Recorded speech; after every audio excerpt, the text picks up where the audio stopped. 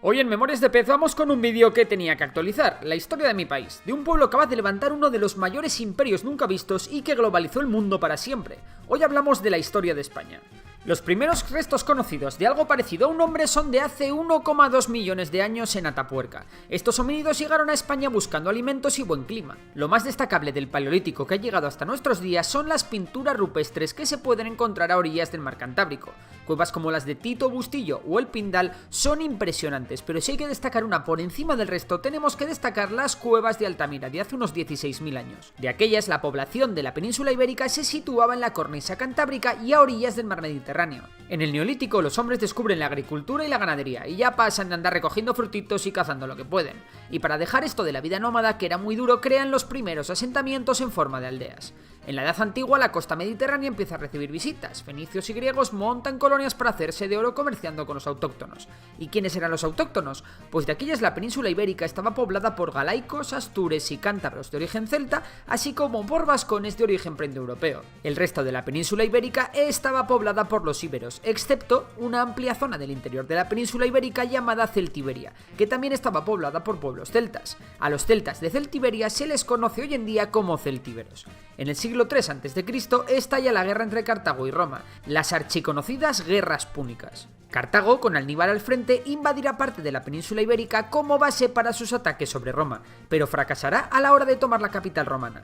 Roma pone el ojo en lo que ellos llamarán Hispania, así que en el año 218 a.C. comienza la conquista romana de Hispania, una conquista que les lleva 2 siglos completar y que dejará para el recuerdo la heroica defensa local en el sitio de Numancia. Durante la conquista de Hispania destacará un líder local, Viriato, un guerrero lusitano que defendió Hispania con uñas y dientes y que era considerado como el terror de Roma. Los cántabros y los astures fueron los últimos en caer en el 19 a.C., en lo que se conocieron como las guerras astur-cántabras, una campaña que el propio emperador romano César Augusto encabezó personalmente. Sin embargo, el paso de los romanos por la península ibérica fue muy próspero para la zona. Los romanos se dedicaron a extender su cultura, su lengua y su economía en Hispania hasta mediados del siglo III. A día de hoy se pueden visitar en España tesoros de la arquitectura romana como el acueducto de Segovia, los teatros romanos de Mérida, Málaga o Cartagena, el anfiteatro de Tarragona, la muralla romana de Lugo o el puente romano de Córdoba. Trajano, Adriano, Marco Aurelio y Teodosio fueron emperadores romanos de origen hispano. Con los romanos también llegó algo que dará mucho que hablar en la historia de España, el cristianismo. Sin embargo, las guerras, los malos emperadores y la corrupción dejaron a Roma muy debilitada y el Imperio Romano fue pasto de los pueblos germánicos que llegaron del norte. La península ibérica no fue una excepción y pueblos como los vándalos, los suevos o los alanos la invadieron. Sin embargo, otro pueblo, los visigodos, que venían precisamente de conquistar Roma, llegaron a la península echando al resto al norte de África. En vez de acabar con todo vestigio romano, los visigodos adoptaron el cristianismo y gran parte de la cultura romana. Y bueno, aquellos eran tiempos en los que la historia se parecía mucho a Juego de Tronos, os lo demuestro. Los seguidores de un antiguo rey visigodo, Witiza, querían destronar a otro rey visigodo, Don Rodrigo, y para ello necesitaban más soldados, así que no se les ocurrió otra cosa que pedir ayuda a un nuevo imperio que se extendía desde Oriente Medio por todo el norte de África. De esta manera, en el 711 desembarcó un ejército musulmán en la península ibérica. El ejército árabe bereber acabó con el rey Rodrigo, que murió en combate en la batalla de Guadalete, pero los musulmanes, que tontos no eran, pensaron: «Ey, estos que nos han traído aquí son unos mataos. Tal vez podríamos quedarnos con todo y conquistar Europa». Así que en 9 años casi toda la península, menos alguna zona del norte y los Pirineos, estaba ocupada por los musulmanes. En el 722, unos pocos señores cristianos vencen en la batalla de Covadonga al ejército árabe, iniciándose la reconquista. Se forma entonces el reino de Asturias, con el rey Pelayo a la cabeza. El reino de Asturias se dividirá en varios territorios tras el reinado de Alfonso III, quien divide el reino entre sus hijos. Algo que no es una gran idea si tus hijos son unos sinvergüenzas que matarían a su propio hermano con tal de tener más tierras. Bueno, pues al principio el reino más top fue el reino de León, y es el que llevará durante tiempo la voz cantante en la península. Sin embargo, finalmente, tras muchas idas y venidas, con independencias, regicidios, señoríos y demás movidas de por medio, el reino León desaparece y se forman 4 reinos cristianos: el de Castilla, la Corona de Aragón, el reino de Navarra y el reino de Portugal. En el mundo musulmán las cosas tampoco es que fuesen mucho mejor. Al territorio bajo dominio musulmán se le conocía como Al-Ándalus. En el 773, Abderramán I proclamó el Emirato de Córdoba Córdoba para montarse así su propio chiringuito e independizar al Andalus del resto del mundo islámico. Abderramán III acabará con el emirato y proclamará el califato de Córdoba hasta el año 1031. Con el califato de Córdoba se alcanza el punto de máximo esplendor del Andalus, pero una guerra civil, seguida de una gran inestabilidad política en la que los califas se sucedían uno tras otro y duraba menos que un caramelo a la puerta de un colegio, hizo que el califato se fragmentase en multitud de reinos conocidos como taifas. Y claro, las taifas por sí solas tenían mucho menos poder e incluso pagaban a los reinos cristianos para que estos, que eran mucho más grandes, les protegiesen. ¿Y por qué aceptaban los cristianos proteger a los que ellos consideraban que eran infieles? Pues porque los musulmanes eran los únicos que tenían acceso al mercado oriental con el resto del mundo islámico, a través del Mediterráneo. Y claro, esto otorgaba muchas ganancias. Ya sabéis, la pela es la pela, y al final todo se puede comprar con oro, hasta que tu mayor enemigo te proteja. Sin embargo, los musulmanes comenzaron a perder territorio en una lenta pero constante retirada. El gran punto de inflexión de la reconquista fue la batalla de las Navas de Tolosa, en el 1212, en el que los reyes de Navarra, Aragón y Castilla encabezan una desesperada carga de película que consigue derrotar al ejército musulmán. La reconquista cristiana duró 8 siglos, así que para que os hagáis una idea, los musulmanes estuvieron en la península ibérica más tiempo del que ha pasado desde que se completase la propia reconquista. En 1492 los reyes católicos conquistan el reino de Granada, último reducto musulmán en la península ibérica. El mismo año, Cristóbal Colón llega sin saberlo a América. Con la llegada de los Austrias a la corona nace el concepto de España, aunque bueno, los historiadores no se ponen muy de acuerdo en esto, y algunos dicen que fue mucho más tarde, otros que antes, en fin. Lo importante es que Carlos I hereda posesiones en toda Europa, lo que unido a las victorias militares en Italia contra Francia, los descubrimientos en Oceanía y las conquistas de los imperios azteca, maya e inca, que traerán ingentes cantidades de oro y plata, hacen que el imperio español se convirtiese en uno de los más grandes de la historia, alcanzando su plenitud con Felipe II. De esta época también son algunos de los grandes escritores de la historia de España, como Cervantes, Lope de Vega, Calderón de la Barca o Quevedo, en lo que se conoce como el Siglo de Oro. Sin embargo, los reyes que sucedieron a Felipe II dejaron mucho que desear. El Imperio Español comenzó a tener demasiados problemas. Por un lado, la Iglesia ralentizaba gran parte del progreso y la innovación.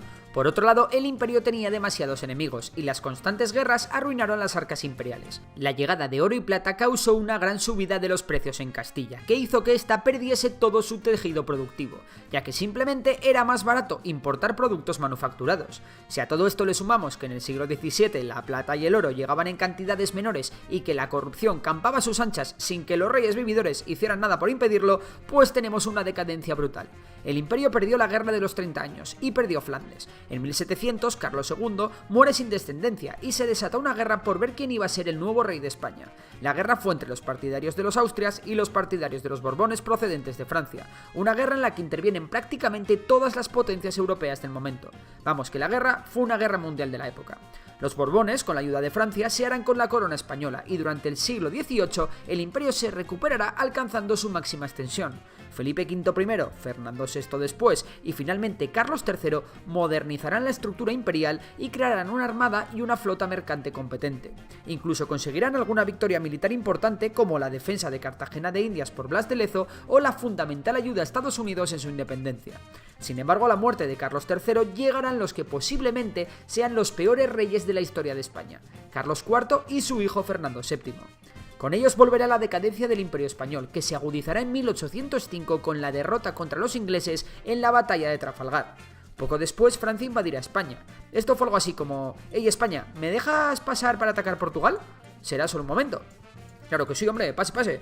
«Oye, que al final, monsieur, me ha gustado la tortilla esta que hacéis con patatas y creo que me voy a quedar todo esto». Pues nada, Napoleón tira de enchufismo y pone a su hermano como nuevo rey. Sin embargo, con la ayuda de los ingleses, Portugal y gracias a las guerrillas, el ejército español consigue expulsar a los franceses del país, restableciendo al absolutista Fernando VII como rey. Durante la guerra se promulgó la primera constitución, la de Cádiz de 1812, pero bueno, Fernando VII pasará de esas cosas de constituciones. Los territorios españoles de ultramar aprovecharon la guerra para iniciar sus movimientos independentistas. De esta forma, la mayor parte de los territorios americanos se independizan entre 1810 y 1821. El reinado absolutista de Fernando VII son posiblemente los peores años de la historia de España, unos años oscuros, de servidumbre, en la que España lo pierde absolutamente todo. El general Riego intentará derrocar a Fernando VII y lo consigue durante 3 años, pero Fernando VII pide ayuda a sus amiguitos de Europa y Francia le envía un ejército para que vuelva al trono. A la muerte de Fernando VII estalla una guerra civil entre los que defendían la sucesión de su hija al trono y los que defendían que el trono debería ser para su hermano Carlos. Básicamente, los seguidores de Carlos, es decir, los carlistas, eran defensores a ultranza del absolutismo, es decir, de la línea más dura del antiguo régimen, los fueros y el dios, patria y rey. Mientras que los realistas, que apoyaban a la hija de Fernando VII, Isabel II, que por cierto de aquellas era una niña, eran partidarios de una monarquía algo más liberal.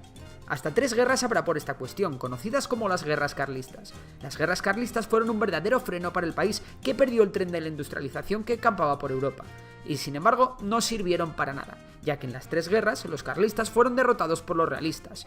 No obstante, la inestabilidad política y las crisis constantes eran ya un hecho en España. Tras el reinado de Isabel II vendrían 2 cortas etapas. Una monarquía con Amadeo de Saboya al frente, al que nadie hacía ni caso, y luego, por primera vez, una república. Ninguna de las dos durará mucho, y los Borbones volverán con Alfonso XII primero y con Alfonso XIII después. A final de este siglo comienza a llegar a España la revolución industrial. Por fin.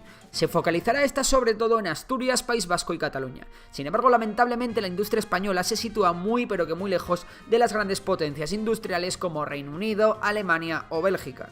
En 1898 España pierde sus últimas colonias en ultramar tras perder una guerra con Estados Unidos. Cuba, Filipinas, Puerto Rico y Guam nunca volverán a ser españolas.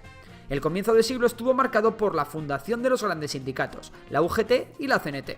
España, que no está para muchas fiestas, permanece neutral durante la Primera Guerra Mundial. De hecho, España aprovecha para hacer negocios y vende de todo a ambos bandos. Por fin una buena noticia para la economía española que ve como por fin su industria comienza a crecer. En 1923 un golpe de estado llevado a cabo por Miguel Primo de Rivera instaura una dictadura militar con el beneplácito del rey Alfonso XIII. La dictadura se prolongó hasta 1930. En 1931 unas elecciones municipales condenan a la monarquía, dando paso a la Segunda República. El proyecto republicano duraría muy poco, aunque dejaría por primera vez avances como el sufragio universal. Sin embargo, de aquellas la sociedad española era una sociedad muy polarizada en la que las ideas más extremistas eran muy comunes. Esto provocó una desestabilidad social en la que los tiroteos, revoluciones e intentos de golpe de estado estaban a la orden del día. Tras un intento de golpe de estado en 1934 por parte de los sectores socialistas y anarquistas más radicales, parte del ejército y los sectores más conservadores de la sociedad intentan dar un golpe de estado contra la República, que desembocó en una guerra civil en 1936. La ayuda italiana y alemana sirvió para que los sublevados, con Franco al frente, instaurasen una dictadura que duró hasta la muerte del dictador en 1975. España destrozada no interviene en la Segunda Guerra Mundial, a pesar de enviar a la División Azul a luchar junto a los alemanes contra la Unión Soviética, algo que sin duda aseguró la supervivencia del régimen franquista. La dictadura franquista se dividió en 3 etapas. La primera tiene lugar entre el año 39 y el 50. Esta etapa se caracterizó por ser durísima, llena de represión y rencores derivados de la guerra en la que España apenas comerciaba con otros países y en la que se pasaba mucho miedo y hambre. La segunda empieza en 1950 y destaca porque España da comienzo a una progresiva apertura al exterior ayudada por la Guerra Fría, que hace que el régimen se pueda acercar cada vez más a Estados Unidos. De hecho, España entra en la ONU en 1955 y comienza el proceso de descolonización del norte de África. Sin embargo, la situación económica de España sigue siendo crítica. La tercera etapa comienza precisamente en 1959, cuando el régimen franquista comienza a quitar militares de su gobierno y a sustituirlo por tecnócratas. Además, en 1959 se firman los Pactos de Madrid con Estados Unidos, según los cuales se concede a los norteamericanos instalar 2 bases militares en España a cambio de mucho dinero que servirán para estabilizar la economía española. Aunque eso sí, el régimen continuó siendo implacable con cualquier cosa que oliese a oposición. El caso es que el plan de estabilización de la economía española funciona y en los 60 España obtiene un crecimiento económico brutal, conocido por muchos como el milagro español. Con la muerte de Franco llegó una etapa conocida como la transición, que democratizó el país. En 1978 se aprobó la Constitución en referéndum, que convertía a España en una monarquía parlamentaria. El 23 de febrero de 1981, un intento de golpe de Estado fracasó estrepitosamente. En el 82, un partido de izquierdas, el PSOE, volvía a estar en el gobierno, algo que no ocurría desde la Segunda República. Por otro lado, España entraba en la OTAN y en 1985 también entraba en la Unión Económica Europea, recuperando su lugar e importancia histórica en el continente. un resurgimiento que se confirmó con la celebración de los Juegos Olímpicos de Barcelona 92. En los 90, España también intervino como fuerza pacificadora en la Guerra de Bosnia. Más tarde, ya en los años 2000, España intervino militarmente en Afganistán y en la Guerra de Irak contra las fuerzas de Saddam Hussein. El 11 de marzo de 2004, España sufre el mayor atentado de su historia. Poco antes, en 2002, España había adoptado el euro como moneda junto a 11 países más de la Unión Europea. La bonanza económica de la primera década de siglo es interrumpida por una gran crisis económica, una crisis de la que saldrá un movimiento que dará la vuelta al mundo, el 15M. Un 15M que desembocará en la ruptura del bipartidismo que se había mantenido desde 1982. También la última década nos ha traído una buena noticia. El 20 de octubre de 2011, una ETA acorralada por las fuerzas de seguridad del Estado anunciaba el cese de la actividad armada.